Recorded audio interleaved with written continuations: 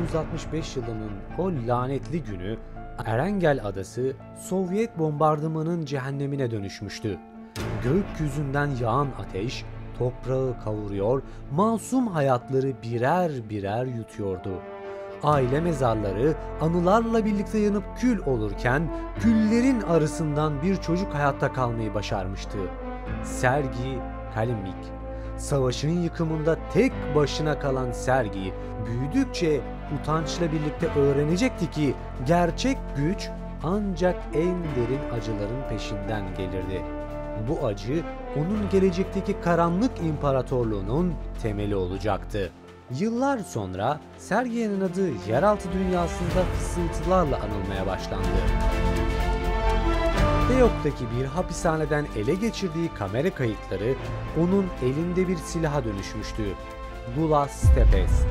Bu kasetlerde mahkumların birbirlerine saldırdığı, kaosun hüküm sürdüğü vahşi görüntüler vardı. Zenginlerin kara borsasında kapış kapış satılan bu içerik Sergey'e yeni bir kapı araladı. Reddit'teki bir kullanıcının da dediği gibi katılımcılar çoğunlukla ölüm cezası almış mahkumlar. Onlara bir mavi çip takıyorlar. Bu onları izliyor. Her adımlarını, her hareketlerini. Mavi çip, mavi bölgeye girdiklerinde iç hasara neden olan şeydir. Bu vahşi gösterinin devamı için daha büyük, daha acımasız bir format doğdu. Bu onların ölüm oyunuydu. 1994'e gelindiğinde Sergey bir grup gizli zengin yatırımcı ile anlaşmıştı. Amaçları basitti. İnsanlığın en ilkel içgüdülerini, hayatta kalma savaşını küresel bir göstergeye dönüştürmekti. Böylece 100 kişilik Battleground turnuvası Erengel'de düzenlendi. Adaya bırakılan katılımcılar sadece kendilerine verilen kıyafetlerle silahsız ve çaresizdi. Tek şansları adanın dört bir yanına dağıtılmış silahları bulmaktı. Hayatta kalmak ve son ayakta kalan olmaktı. Kazanan Vir Solitarius yani yalnız adam ünvanını alacak ve hayal bile edemeyeceği bir servete kavuşacaktı. Her katılımcının kulağının arkasına Titanic Endüstri tarafından geliştirilen küçük sinsi bir cihaz implant edilmişti. Mavi çip. Bu çip sadece her adımını izlemekle kalmıyor, aynı zamanda canlı yayınlara veri sağlıyordu. Ancak asıl tehlike Mavi Zone adı verilen tehlike alanına girildiğinde ortaya çıkıyordu. Mavi Zone adayı gittikçe küçülten görünmez bir enerji bariyeriydi. Bu alana girenlerin iç organlarına zarar veren bir etki yaratıyor, onları yavaşça ölüme sürüklüyordu. Kaçış yoktu. Sadece ilerlemek ve hayatta kalmak vardı.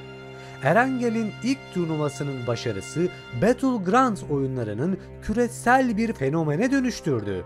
Vikendi'nin karlı tepeleri, Miramar'ın çöl sıcağı, Sankok'un tropikal ormanları, Paramon'un volkanik arazileri ve Tegon'un terk edilmiş hapishaneleri. Her yeni harita farklı coğrafyalar, iklimler ve yaratıcı mücadele mekanikleri sunuyordu.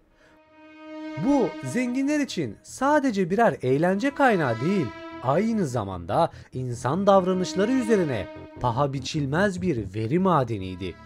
Bu ölümcül oyunlara katılanlar genellikle ölüm cezası almış mahkumlar ya da sıra dışı amaçları olan bireylerdi.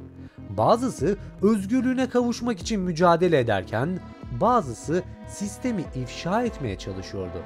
Reddit'teki bir teoriye göre ise umutsuz, fakir ve ölümcül bir Battle Royale oyununa katılan suçlular kazanan milyarder olacak. Motivasyonları farklı olsa da hepsini savaşın gölgesi birleştiriyordu. PUBG ve Yilip tarafından hazırlanan çizimleri bu karanlık evreni daha da pekiştirmişti.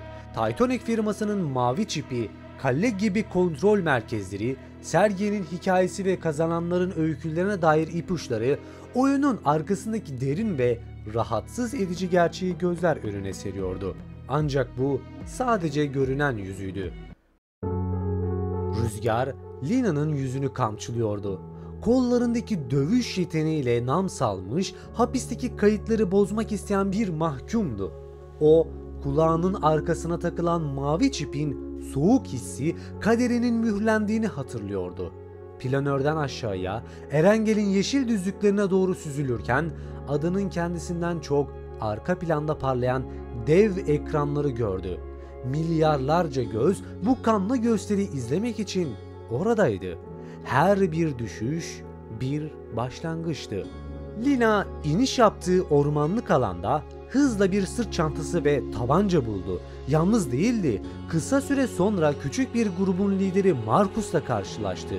Marcus eski bir yarış motosikletçisiydi. Reddit'teki teorisyenlere göre ise bu oyunları kazanıp İngiltere'de bir motor yarış organizasyonu açmış biri olabilirdi. Lina, Marcus'a güvenebileceğini hissetti. Onun amacı basitti. Bu çipi etkisiz hale getirip dış dünyaya bilgi ulaştırmak.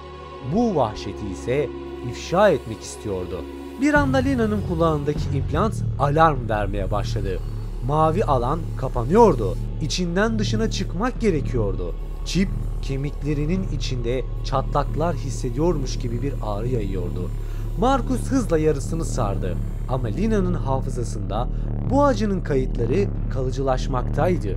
Her saniye mavi alan daha da yaklaşıyor, hayatta kalma içgüdüleri daha da keskinleşiyordu. Bir anlık bir görüntü Lina'nın zihninde belirmişti. Dev bir kontrol odası. Sergi ve zengin yatırımcılar soğuk monitörlere kilitlenmiş, canlı kanlı insanların ölümünü keyifle izliyorlardı. Bir yatırımcı bağırıyordu, "Daha kanlı olsun, daha kanlı olsun" diye. Lina'nın dudaklarından bir fısıltı döküldü.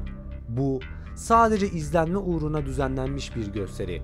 Kameraları parçalamak, bu sahte gerçekliği yok etmek istiyordu. Mavi alan neredeyse tamamen kapanmıştı.